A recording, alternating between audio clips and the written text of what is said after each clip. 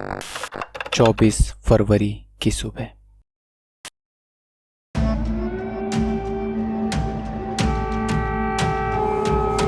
Мною принято решение о проведении специальной военной операции. Russian president Vladimir Putin Ukraine पर एक full scale invasion announce कर देते हैं,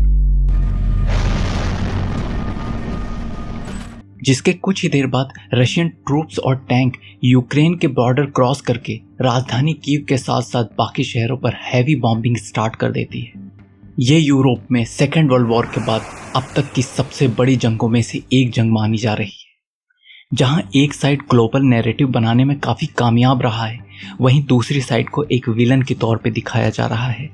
कहते हैं रशिया का मेन ऑब्जेक्टिव यूक्रेन को वेस्ट से डिस्कनेक्ट करना है, पर किसी भी आज़ाद देश पर हमला करना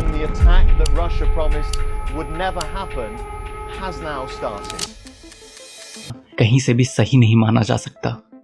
कभी एक ही देश का हिस्सा रहे ये दो देश आज जंग में एक दूसरे के सामने क्यों हैं? जवाब इतना भी आसान नहीं है। Russian forces are closing in on Ukraine's capital, as sources say officials. Это все поломало? Сразу же, даже никому хотели на корме сразу. Слава Збройним силам України.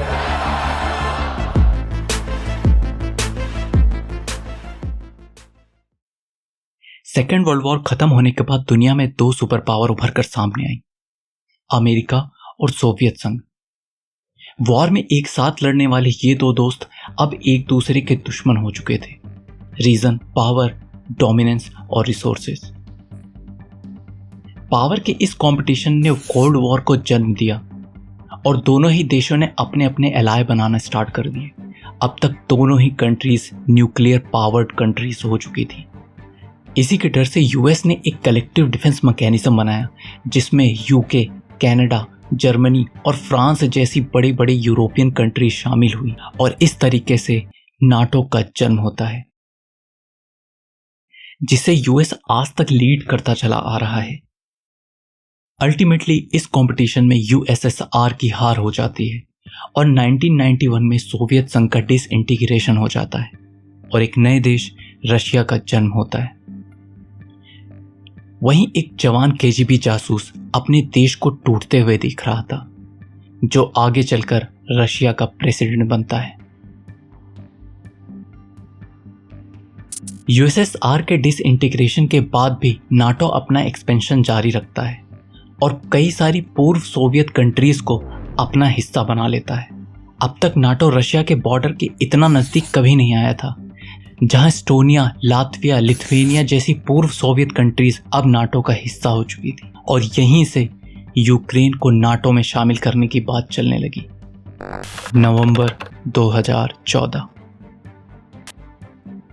European union के साथ नजदीकियां बढ़ाने का वादा करके विक्टर यानुकोविच यूक्रेन के प्रेसिडेंट बनते हैं, लेकिन रशिया के दबाव में आकर यानुकोविच यूरोपियन यूनियन की एक बहुत ही बड़ी डील कैंसिल कर देते हैं। यानुकोविच के इस फैसले पर यूक्रेन में एक बहुत ही बड़े लेवल पर प्रोटेस्ट स्टार्ट हो जाते हैं और यानुकोविच को देश छोड़कर रशिया भागना पड़ता है। इन प्रोटेस्ट्स ने यूक्रेन की राजनीति को हमेशा के लिए बदल कर रख दिया और यूक्रेन में एक एंटी रशियन गवर्नमेंट फॉर्म होती है। इस इंस्टेबिलिटी का फायदा उठाकर रशिया प्रो रशियन एरियाज में अपनी फोर्सेस भेज देता है और क्रीमिया जैसे इंपॉर्टेंट एरिया पर खुद का कब्जा कर लेता है और यहीं से रशिया यूक्रेन की इस वॉर का काउंटडाउन स्टार्ट हो जाता है और यूक्रेन और रशिया के बॉर्डर पर धीरे धीरे टेंशन बढ़ने लगती है। नवंबर 2021 के सैटेलाइट इमेजेस ने यह साफ कर दिया कि पुतिन कुछ बड़ा प्लान कर रहे हैं और 24 फरवरी को वॉर का डर सच हो जाता है। रशियन फोर्सेस के डोमिनेंस के बाद भी यूक्रेन वेस्टर्न कंट्रीज की हेल्प से रिटेलिएट करने में काफी कामयाब रहा है। कैपिटल कीव कैप्चर न कर पाने के बाद रशिया ने अपना प्लान भी एक्टिव कर दिया है।